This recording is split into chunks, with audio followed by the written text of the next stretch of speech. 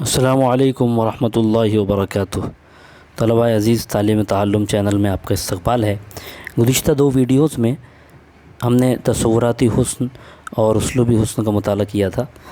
آج ہم انشاءاللہ معنوی حسن کے بارے میں معلومات حاصل کریں گے۔ تو معنوی حسن میں بہت سی سرگرمیاں پوچھی جاتی ہیں، جیسے شعر میں کون سی صنعت استعمال کی گئی ہے، اس کے علاوہ قافیوں کے بارے میں، ردیف کے بارے میں، اور ہمانی الفاظ، متضاد الفاظ، اس طرح سے بہت ساری سرگرمیاں پوچھی جا سکتی ہیں معنوی حسن میں۔ لیکن کبھی ایسا بھی ہوتا ہے کہ کوئی شعر دیا ہوا ہوتا ہے اور اس کے بارے میں یہ کہا جاتا ہے کہ شعر کی اس طرح تشریح کیجئے کہ اس کا معنوی حسن واضح ہو جائے۔ تو آج میں اسی تعلق سے انشاءاللہ آج گفتگو کروں گا کہ شعر میں اگر معنوی حسن کے بارے میں پوچھا جائے تو ہم اس کی کیسی وضاحت کریں گے۔ تو جیسے کہ اس کی معنی سے ظاہر ہے کہ معنوی حسن کا مطلب یہ ہوگا کہ شعر میں ایسا مفہوم اور ایسا مطلب، خوبصورت معنی والا شعر اگر شاعر نے کہا ہے، یعنی ایسا شعر ہے جس میں خوبصورت معنی پوشیدہ ہیں اور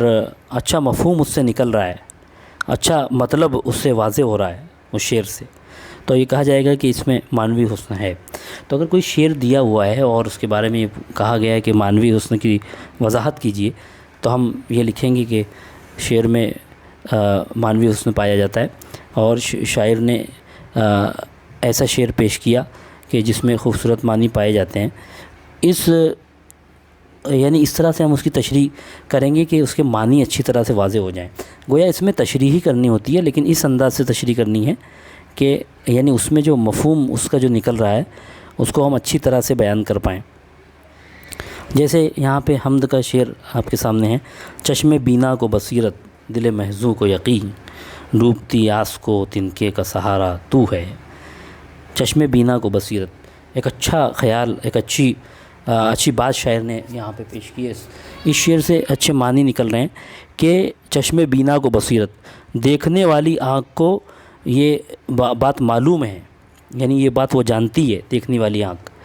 اور غمزدہ دل کو اس بات کا یقین ہے۔ اب یہاں سے چشم بینا سے وہ لوگ مراد ہیں جو عقل مند لوگ ہیں، جو اللہ تعالیٰ کی قدرت کو جانتے ہیں، اس کی معرفت رکھتے ہیں، تو وہ لوگ مراد ہیں۔ تو شاعر یہ کہنا چاہتا ہے کہ چشم بینا کو بصیرت، دیکھنے والی آنکھ کو یہ بات معلوم ہے، اور غمزدہ دل کو اس بات کا یقین ہے۔ تو دیکھنے والی آنکھ سے عقل مند لوگ مراد ہیں، اللہ کی معرفت پر یقین رکھنے والے لوگ مراد ہیں، اور دل محزوں سے غمزدہ لوگ مراد ہیں، جو اللہ تعالیٰ، جو مومن ہوتے ہیں، جو اللہ پر توکل کرتے ہیں، بھروسہ کرتے ہیں۔ تو شاعر نے یہ کہنا چاہا ہے کہ جو اللہ کی معرفت رکھنے والے عقل مند لوگ ہیں اور جو غمزدہ لوگ ہیں، جو اللہ پر یقین رکھتے ہیں، تو انہیں اس بات کا علم ہے اور اس بات کا یقین ہے کہ ڈوبتی آس کو تنکے کا سہارا تو ہے، کہ اے اللہ تیری ہی ذات وہ ہے کہ ڈوبنے والی امید کو تیری ذات تنکے کا سہارا ہے۔ مطلب جس وقت ہر طرف سے امید کٹ گئی ہو اور کوئی امید باقی نہ رہی ہو، تب بھی چشم بینا کو اور دل محزوں کو اس بات کا یقین ہوتا ہے کہ ایسے وقت میں بھی ایک ہی ذات جو ہے وہ کام بنا سکتی ہے اور ہمارے مسئلے کو حل کر سکتی ہے، اور وہ اللہ تبارک تعالیٰ کی ذات ہے، اللہ تیری ذات ہے۔ تو یہاں پر خوبصورت انداز میں شاعر نے اللہ تعالیٰ کی قدرت کو بیان فرمایا، اور مومنین کا جو اللہ تعالیٰ کے ساتھ، جو مومنین کا جو اللہ پر یقین ہوتا ہے اس کو بیان کیا ہے، اور اس میں کہاوت کا بھی استعمال کیا: ڈوبتے کو تنکے کا سہارا۔ تو اس طرح سے مکمل طور پر یہ ایک خوبصورت معنی اس شعر سے نکل کے آتے ہیں۔ جیسے سینکڑوں بار ہوا یوں مجھے ٹھوکر بھی لگی، میں جو گرنے سے ہوں محفوظ سہارا تو ہے۔ اس میں بھی شاعر نے یہ اس بات کا اقرار کیا ہے کہ اے اللہ سینکڑوں بار ایسا ہوا کہ مجھے ٹھوکر بھی لگی۔ ٹھوکر لگنے سے مراد ہے کہ میں شیطان کے بہکاوے میں کئی مرتبہ آیا، یا یہ کہ میں کئی مرتبہ پریشانیوں میں مبتلا ہوا، مصیبتوں میں گرفتار ہوا، یہ بھی مراد ہے اس سے۔ اور میں جو گرنے سے ہوں محفوظ سہارا تو ہے، ایسے حالات میں جب شیطان نے مجھ کو بہکایا یا مجھ کو مصیبتیں آئیں، ایسے وقت میں بھی مجھ کو میں گرنے سے جو بچا ہوا ہوں، تو اے اللہ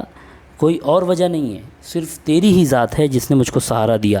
ورنہ میں کب کا گر چکا ہوتا، کب کا راہ راست سے اور صحیح راستے سے ہٹ چکا ہوتا، لیکن تیری ہی ذات ہے جس نے مجھ کو سنبھالا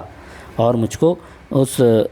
مصیبت کے وقت سے اور اس شیطان کے بہکاوے سے مجھ کو راحت عطا فرمائی۔ تو ایک اچھے معنی یہاں سے نکل کے آتے ہیں۔ اب اسی طرح سے ہم دیکھیں، ہر نفس عمر گزشتہ کی ہے میت فانی،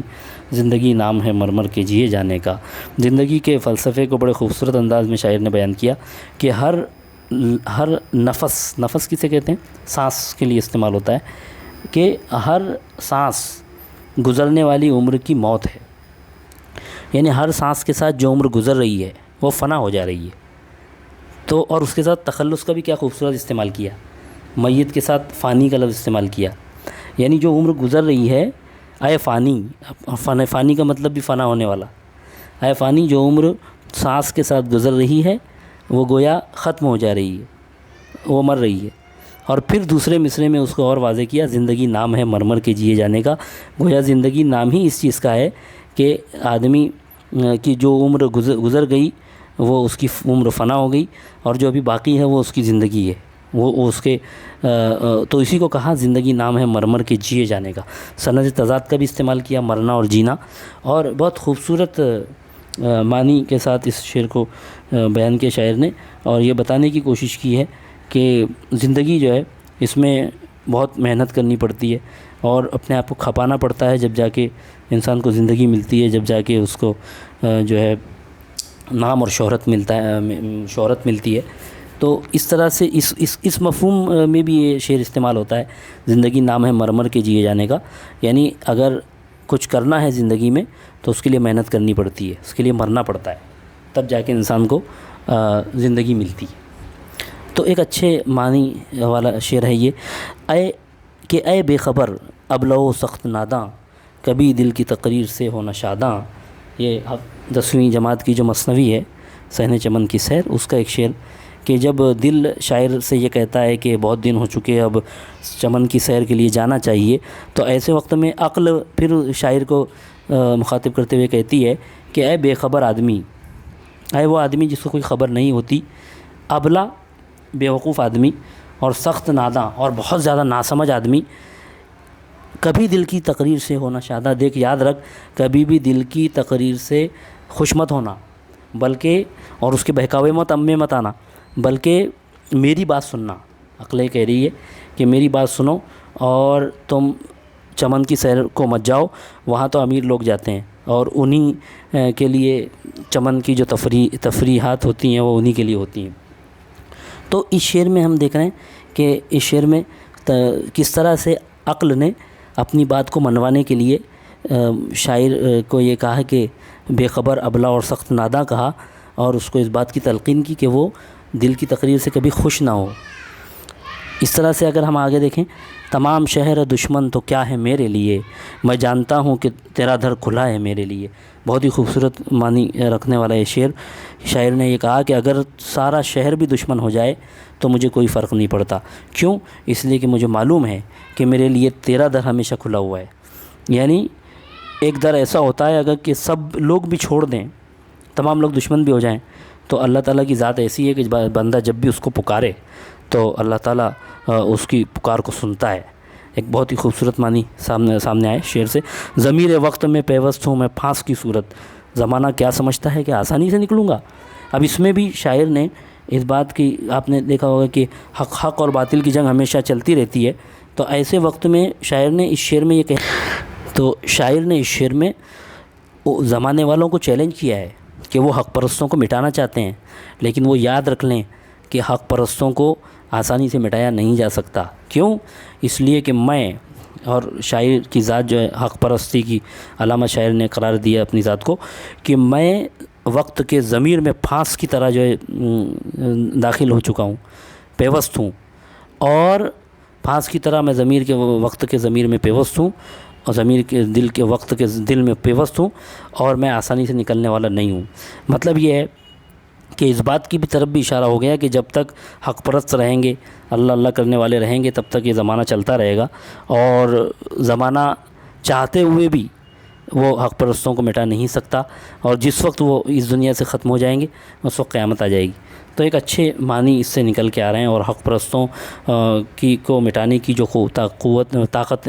کوششیں ہو رہی ہیں، اس کے تعلق سے شاعر نے اس بات کو سمجھانے کی کوشش کی کہ وہ چاہے کتنے لاکھ کوششیں کر لیں لیکن آسانی سے میں نکلنے والا نہیں ہوں۔ تو اس میں ہوتا یہ ہے کہ معنوی حسن میں آپ کو اچھی طرح سے تشریح کرنی ہوتی ہے، اس طرح سے تشریح کرنی ہوتی ہے کہ اس کے معنی واضح ہو جائیں، بس یہی ہوتا ہے۔ یعنی بس آپ کو اچھے طرح سے، اب اگر ہم دیکھیں اسلوبی حسن ہو، تصوراتی حسن ہو یا معنوی حسن ہے، تشریح آپ میں سب میں آپ کو تشریح کرنی ہے، لیکن بس اس بات کا خیال رکھنا ہے کہ اسلوبی حسن میں آپ کو شاعر کے اسلوب پر زیادہ توجہ دینی ہے، اس کا انداز پر، اس نے کس انداز سے شعر کہا ہے،